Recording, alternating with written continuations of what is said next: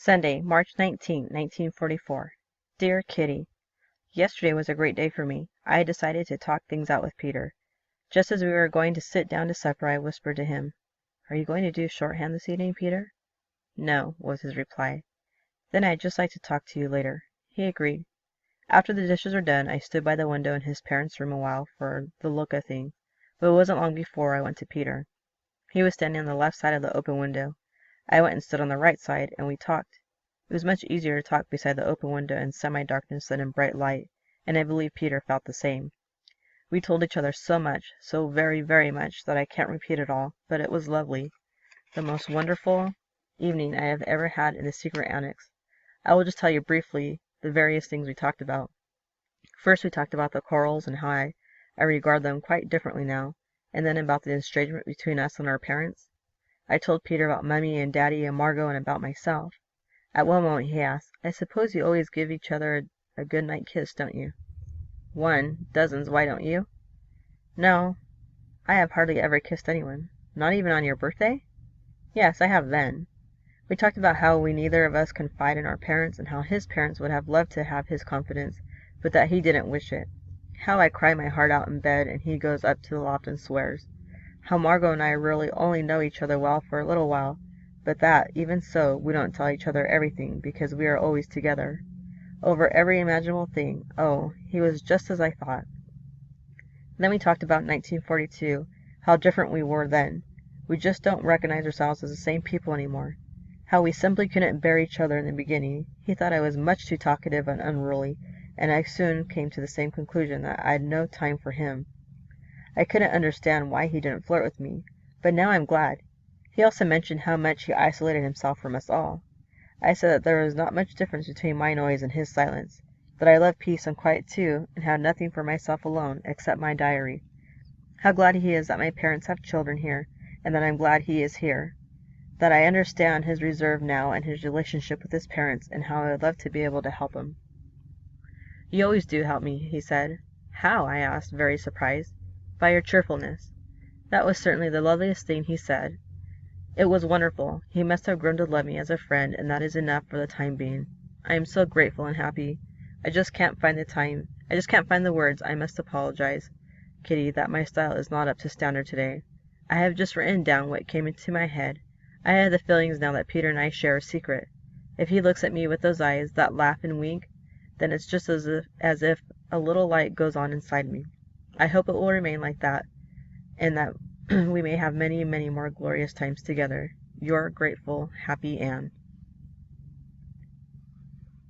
Monday, March 20th, 1944. Dear Kitty, this morning Peter asked if I would come in once again this evening, and said that I really didn't disturb it, and if there is room for one, there's room for two. I said that I couldn't come every evening because they wouldn't like it downstairs, but he thought I needn't let them bother me. Then I said that I would love to come on Saturday evening, and especially asked him to warn me when there was a moon. "Then we'll go downstairs," he answered, "and look at the moon from there. In the meantime, a little shadow has fallen on my happiness. I thought for a long time that Margot liked Peter quite a lot too. How much she loves him I don't know, but I think it's wretched. I must cause her terrible pain each time I'm with Peter, and the funny part of it is that she hardly shows it.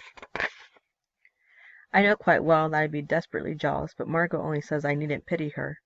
I think it's so rotten that you should be the odd one out," I added. "I'm used to that," she answered, somewhat bitterly. "I don't dare tell Peter this yet, perhaps later on, but we've got to talk about so many other things first. I had a little ticking off yesterday evening for Mummy, which I certainly deserved. I mustn't overdo my indifferences towards her, so in spite of everything, I must try once again to be friendly and keep my observations to myself. Even Pim is different lately. He is trying not to treat me as such a child, and it makes him much too cool. See what comes of it. Enough for now. I am full to the brim with Peter and can do nothing but look at him. Evidence of Margot's goodness. I received this today. March 20th, 1944. And when I said yesterday I was not jealous of you, I was only 50% honest. It is like this. I am jealous of neither you nor Peter. I feel a bit sorry that I haven't found anyone yet, and am not likely to for the time being, with whom I can discuss my thoughts and feelings. But I should not grudge it to you for that reason. One misses enough here anyways, things that other people just take for granted. On the other hand, I know for certain I would never have got so far with Peter anyways, because I have the feeling that if I wished to discuss a lot with anyone, I should want to be on rather intimate terms with him. I would want to have the feeling that he understood me through and through without my having to say much, but for that reason it would have to be someone whom I felt was my superior intellectually, and that is not the case with Peter. But I can imagine it being so with you and Peter. You are not due me out of anything which is my due. Do not reproach yourself in the least on my account. You and Peter can only gain by the friendship. My reply. Dear Margot, I thought your letter was exceptionally sweet, but I still don't feel quite happy about it, and nor do I think that I shall. At present there is no question of such confidence as you have in mind between Peter and myself, but in the twilight beside an open window you can say more to each other than in brilliant sunshine. Also, it's easier to whisper your feelings than to a trumpet them forth out loud. I believe that you are beginning to feel a kind of sisterly affection for Peter, and that you would love to help him just as much as I. Perhaps you will still be able to do that sometime, although that is not the kind of confidence we have in mind. I think it must come for both sides, and I believe that's the reason why Daddy and I have never gotten so far. Let's not talk about it any more. But if you still want anything, please write to me about it, because I can say what I mean much better on paper. You don't know how much I admire you, and I only hope that I may yet acquire some of the goodness that you and Daddy have, because now I don't see much difference between you and Daddy in that sense. Yours, Anne. Wednesday, March 22nd, 1944. Dear Kitty, I received this from Margot this evening. Dear Anne, after your letter yesterday, I have the unpleasant feeling that you will have prickings of conscience when you visit Peter, but really there is no reason for this. In my heart of hearts I feel that I have the right to share mutual confidence with someone, but I cannot bear Peter in that role yet. However, I do feel just as you say that Peter is a bit like a brother, but a younger brother. We have put out feelers towards each other. The affection of a brother and sister might grow if they touched. Perhaps they will later, perhaps never. However, it has certainly not reached that stage yet. Therefore, you really needn't pity me. Now that you've found companionship, enjoy it as much as you can. In the meantime, it's getting more and more wonderful here. I believe, Kitty, that we may have a real great love in the secret annex. Don't worry. I'm not thinking of marrying him. I don't know what he will be like when he grows up, nor do I know whether we should ever love each other enough to marry. I know now that Peter loves me, but just how I myself don't know yet. Whether he only wants a great friend, or whether I attract him as a girl or a sister, I can't yet discover. When he says that I always helped him over his parents' quarrels, I was awfully glad it was one step towards making me believe in his friendship. I asked him yesterday what he would do if there were a dozen Annes here who always kept coming to him. His reply was, "If they were all like you, it certainly wouldn't be too bad." He's tremendously hospitable towards me, and I really believe he likes to see me. Meanwhile, he is working diligently at his French, even when he's in bed, going on until 10:15. Oh, when I think about Saturday evening and recall it all, word for word, then for the first time I don't feel discontented about myself. I mean that I would still say exactly the same, and wouldn't wish to change anything, as if usually the case. He is so handsome, both when he laughs and when he looks quietly in front of him. He is such a darling and so good. I believe what surprised him most about me was when he discovered that I'm not a bit the superficial worldly Anne that I appear, but just as a dreamy specimen, with just as many difficulties as he himself. Yours, Anne. Reply. Dear Margot, I think the best thing we can do is simply to wait and see what happens. It can't be very long before Peter and I have come to a definite decision, either to go on as before or be different. Just which way it will go I don't know myself, and I don't bother to look beyond my own nose. But I shall certainly do one thing. If Peter and I decide to be friends, I should tell him that you are very fond of him too, and would always be prepared to help him should the need arise. The latter may not be what you wish, but I don't care now. I don't know what Peter thinks about you, but I shall ask him then. I'm sure it's not bad, the opposite. You are always welcome to join us in the attic, or wherever we are. You honestly won't disturb us, because I feel we have a silent agreement to talk only in the evenings when it's dark. Keep your courage up, like I do.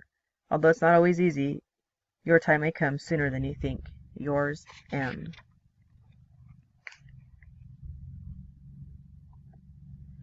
Thursday, March 23rd, 1944. Dear Kitty, things are running more or less normally again now. Our Coupa men are out of prison again, thank goodness. Miep returned yesterday. Allie is better, although she still has a cough. Kupius will have to stay at home for a long time still. A plane crashed near here yesterday. The occupants were able to jump out in time by parachute. The machine crashed onto a school, but there were no children there at the time. The result was a small fire and 2 people killed. The Germans shot at the airmen terribly as they were coming down. The Amsterdammers who saw it nearly exploded with rage and indignation at the cowardlessness of such a deed. We, I'm speaking of the ladies, nearly jumped out of our skins. I loathe the blasted shooting. I often go upstairs after supper nowadays and take a breath of the fresh evening air. I like it up there, sitting on the chair beside him and looking outside. Van Daan and Dussel make very feeble remarks when I disappear into his room. Anne's second home, they call it. Or is it suitable for young gentlemen to receive young women in semi-darkness? Peter shows amazing wit in his replies to the so-called humorous sallies. For that matter, Mummy too is somewhat curious and would love to ask what we talk about, if she wasn't secretly afraid of being snubbed.